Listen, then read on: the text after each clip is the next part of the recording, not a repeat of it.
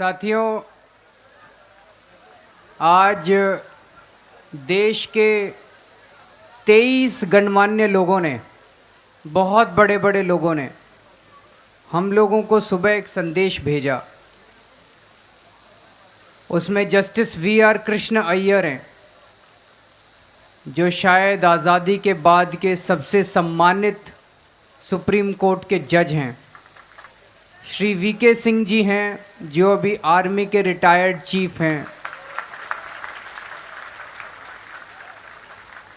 लिंगडो साहब हैं, जो कि बहुत ही सम्मानित रिटायर्ड मुख्य चुनाव आयुक्त हैं। बहुत सारे रिटायर्ड सेक्रेटरी थे गवर्नमेंट ऑफ इंडिया के, और बहुत सारे सम्मानित सोशल एक्टिविस्ट थे।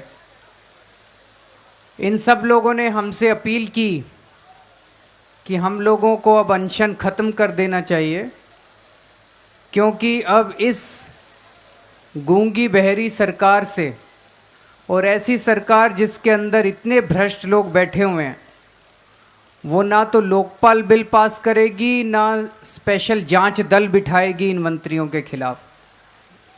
उनसे उम्मीद करना बेमानी है।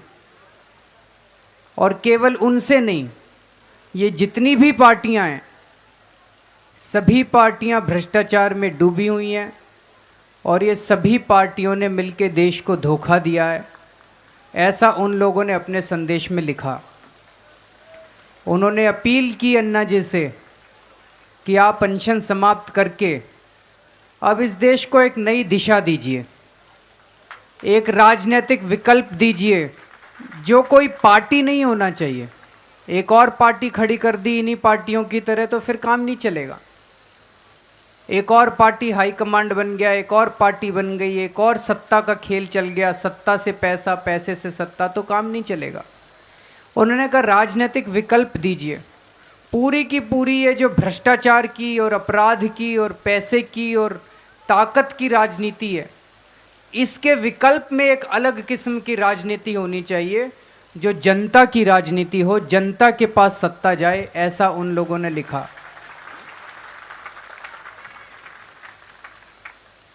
ये जनता का आंदोलन है।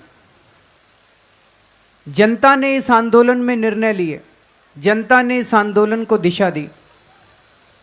तो सुबह इस मंच से ये कहा गया कि जनता बताए कि क्या करें, क्योंकि इतने सम्मानित लोगों का संदेश आया, उस संदेश को हम नकार नहीं सकते।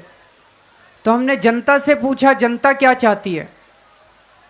तो यहाँ जितने लोग जंतर मंतर पे बैठे हुए थे, सब लोगों ने भारी संख्या में हाथ उठा के कहा कि आप राजनीतिक विकल्प दीजिए। उसके बाद कई टीवी चैनल्स के ऊपर अभी सर्वे चल रहे हैं। अभी जब मैं आया था तो पता चला जी न्यूज़ के ऊपर 33,000 लोगों ने अपना 50,000 हो गए, अब 50,000 लोगों ने अपना मत जाहिर किया है। और उस 50,000 लोगों में से 94%, 94% लोगों ने कहा है कि अब इस आंदोलन को एक विकल्प देना चाहिए।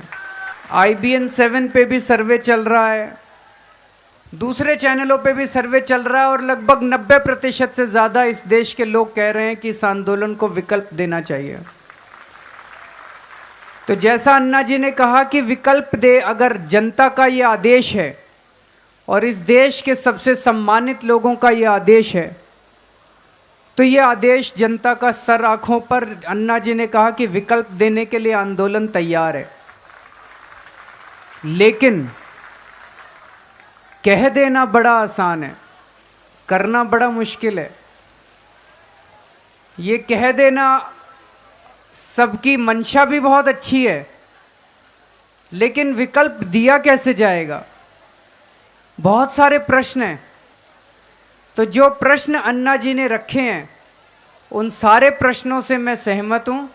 एक बारी उन्हीं प्रश्नों को मैं दोहराना चाहूँगा, और मैं चाहूँगा कि अगले 2-3 दिन में उनके भी जवाब जनता के बीच से निकल के आएँ, कि उन प्रश्नों के जनता क्या सोचती है, क्या जवाब है उन प्रश्नों के।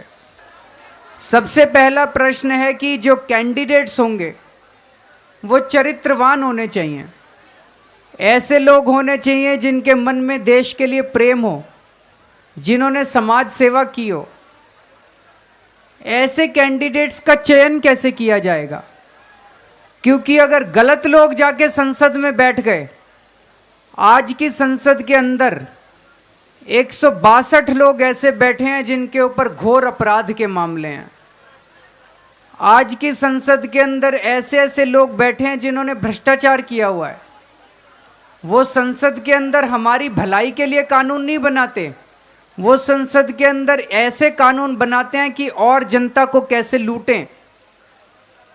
तो अगर हमारे भी चयन में गड़बड़ हो गई और ऐसे ही लोग संसद में चले गए तो फिर तो इस आंदोलन का कोई फायदा नहीं। आप लोगों का जो सारा विश्वास था इस देश की जनता का, वो टूट जाएगा। तो पहला प्रश्न इस देश की जनता से हम पूछना चाहते हैं कि जो कैंडिडेट का सिलेक्शन हो वो कैसे होना चाहिए, इसके बारे में हम चाहते हैं कि आप लोग अपने सुझाव भेजिए। दूसरा, ये जैसा अन्ना जी ने कहा, इस कुर्सी के अंदर कुछ ना कुछ समस्या है। जो इस कुर्सी के ऊपर बैठता है वही गड़बड़ हो जाता है।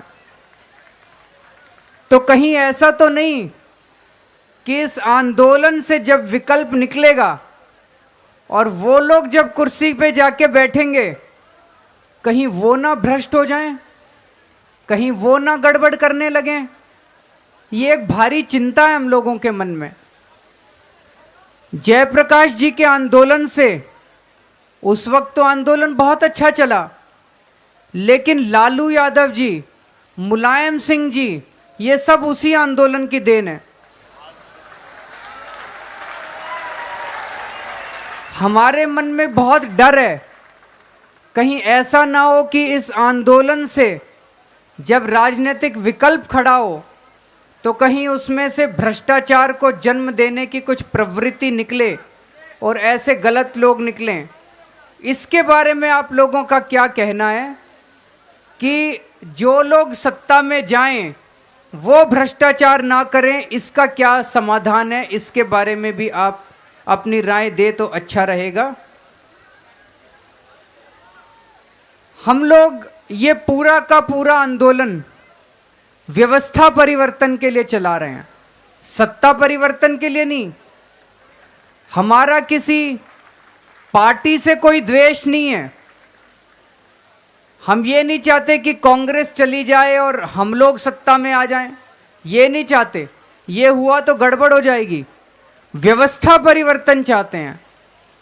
तो ये कैसे सुनिश्चित किया जाएगा कि कहीं ये सत्ता परिवर्तन होके ना रह जाए और ये व्यवस्था परिवर्तन ही हो? ये कैसे हम लोग सुनिश्चित करें?